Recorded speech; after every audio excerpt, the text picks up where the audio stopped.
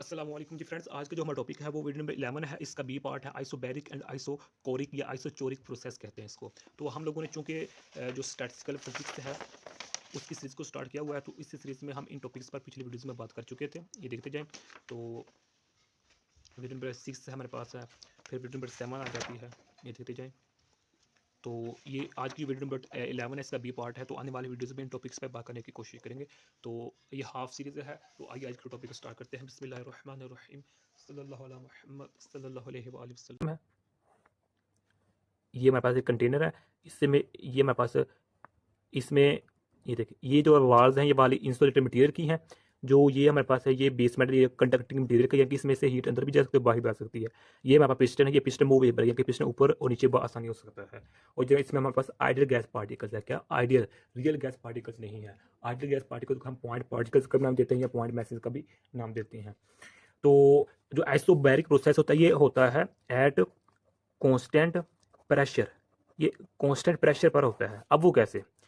कि जैसे हम इसको हीट देंगे, एनर्जी देंगे in in the form of heat. इस ये सिस्टम है। इस सिस्टम को जब हम in the form of heat इसको एनर्जी देंगे तो इसकी जो इंटरनल एनर्जी होगी वो इंक्रीज कर जाएगी। वो इंटरनल एनर्जी के क्या करेगी, वो पॉइंट बढ़ने से जो पॉइंट पार्टिकल्स होंगे वो इस पिस्टन पर फोर्स लगाएं तो ये पिस्टन यहाँ से यहाँ मूव कर जाएगा।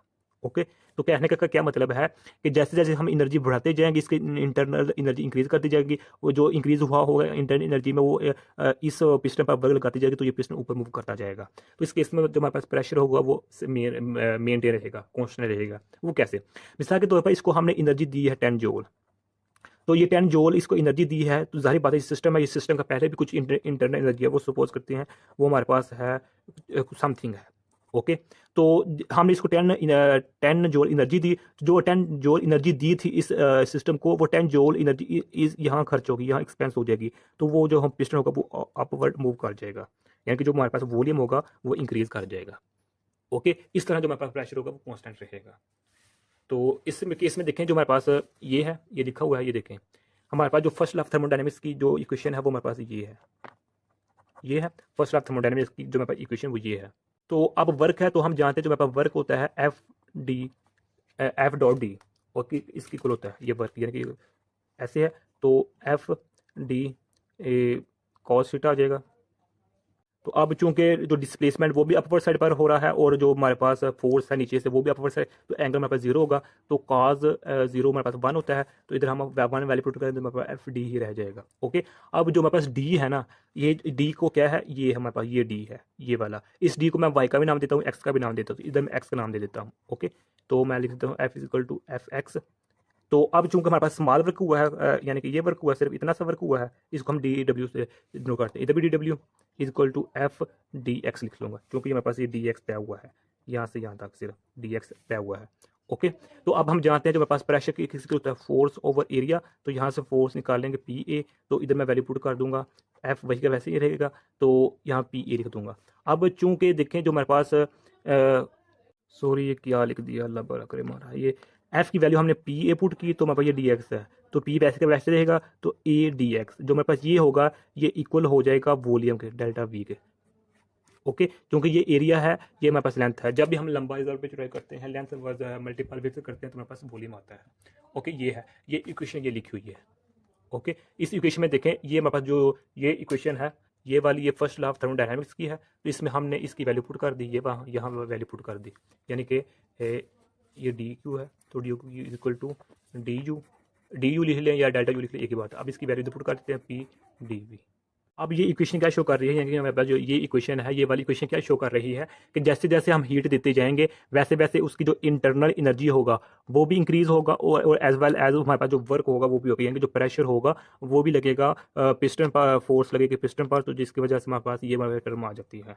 ओके। यही हमारा टॉपिक था कि हमारे पास एनर्जी देते जाएंगे तो इंटर एनर्जी इंक्रीज होगी एज वेल एज क्या होगा कि हमारे पास जो वर्क होगा। ओके। तो यही आज हमारे साथ टॉपिक था। अच्छा सॉरी, इसकी जो सेकंड एप्लीकेशन है वो हमारे पास आइसोकोरिक या आइसोचोरिक प्रोसेस जो भी है। तो अब इसमें क्या होता है कि हमारे पास वॉल्यूम जो होता है वो हमारे पास कांस्टेंट रहता है, रिमेन यानी कि वॉल्यूम कांस्टेंट रहता है। अब इसको हम किस तरह देखते हैं, ये देखें यही हमारे पास कंटेनर है। ओके। तो ये हमारे पास अच्छा, अब जो हमारे पास ये ना पिस्टन, ये अब फिक्स्ड पिस्टन है, ये इंसुलेटेड मटेरियल की वाल्स बनी हुई हैं ये वाली।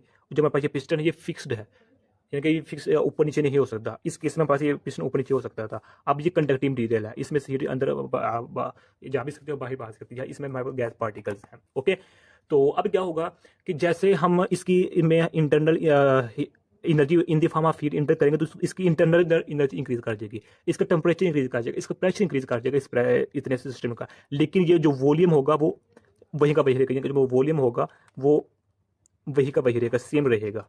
वी क्या रहेगा, कांस्टेंट रहेगा।